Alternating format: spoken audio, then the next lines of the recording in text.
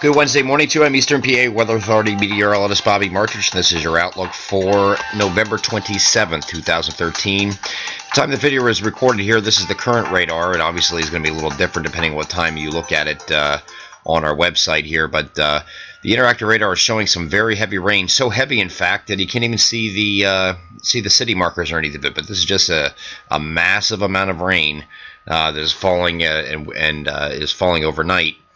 Wednesday night and Tuesday night into Wednesday morning. I do think we're going to get a little bit of a break once we get past about 6 a.m. or 7 o'clock in the morning as this heads off to the northeast here. But major ice storm here taking place over central PA. Ice storm warnings were up for around the State College area. Just a tremendous amount of ice that fell, a lot more than they expected. For that area, and the heaviest snows are staying back here from Erie up into the Buffalo area here.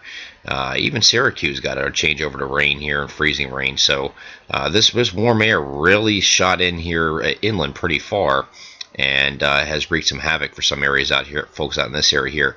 Now, I don't think we're done with the wintry precipitation yet, and I'll show you that here. We'll go to the GFS, and this is actually starting off at 1 o'clock in the morning on Wednesday, and of course low pressure moving in from the south. There's another one that's going to be right on its heels moving northward, but all this green here is the rain. Ice continuing of course overnight in the State College area, and then you have snow here on the backside from Pittsburgh all the way up to through Erie and Buffalo.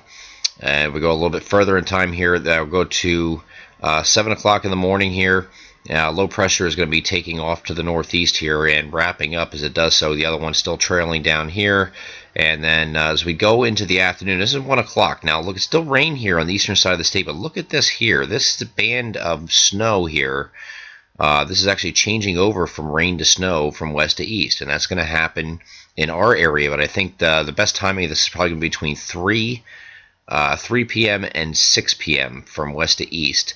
That you could see, we'll give that time frame for seeing some snow here. Let's go to the NAM high res, and so this has the same idea here. Here is 3 o'clock here.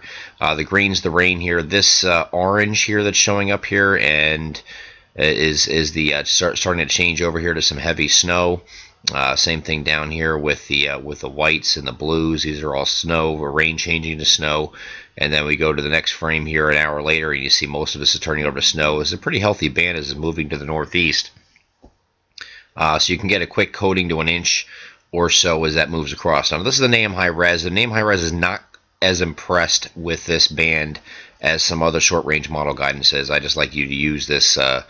Use the high res model because it's very easy to navigate. So there are some other models that are in that same time frame, 3 to 6 p.m. You get some snow showers in the back end, and you can get a coating to an inch in some locations as it moves through. But that's your time frame. And after that, after you get to 6 p.m. here, which this is 5 p.m. here, you're seeing it starting to move off to the northeast. 6 p.m. it starts to move away. Still got some lingering snow showers and flurries hanging around here. But then after that point, we're pretty much done. It just moves out, and we begin to clear out overnight on Wednesday night. I'm going to go back to the GFS again because this is Thanksgiving Day, and we're going to have winds very strong from the northwest here that are going to be blowing, and I think it's going to be worst in the morning. I think the winds are going to die down as we head in the afternoon, as this system is not pulling away to the northeast. It's way up here into the Canadian Maritimes at this point. This is actually overnight Wednesday night. And we go a little bit further here. And you see the isobars here. See how they're not really tightly packed anymore. They were a couple frames ago. They were about this tight over top of us. That's why you had the strong northwesterly winds. But I think it's going to spread themselves out. And here's Thursday afternoon. I think the winds are going to die down because they're so far apart here. Still a northwesterly breeze, but not really too bad. And then high pressure is going to be moving in our area after that point for the next couple days and keep it high and dry and chilly. This high pressure is actually going to, is a very strong high pressure. Is going to move off to the east, and then there's going to be another system that's going to be in close proximity to our area here on Sunday, and we'll have to keep an eye on this because we might get a passing shower here on Sunday or Monday from this little weak disturbance, a little upper level disturbance here, and then there's a low pressure offshore here. Just the timing of this, it would just be quick shower or something. It's not going to be a big deal if it does occur.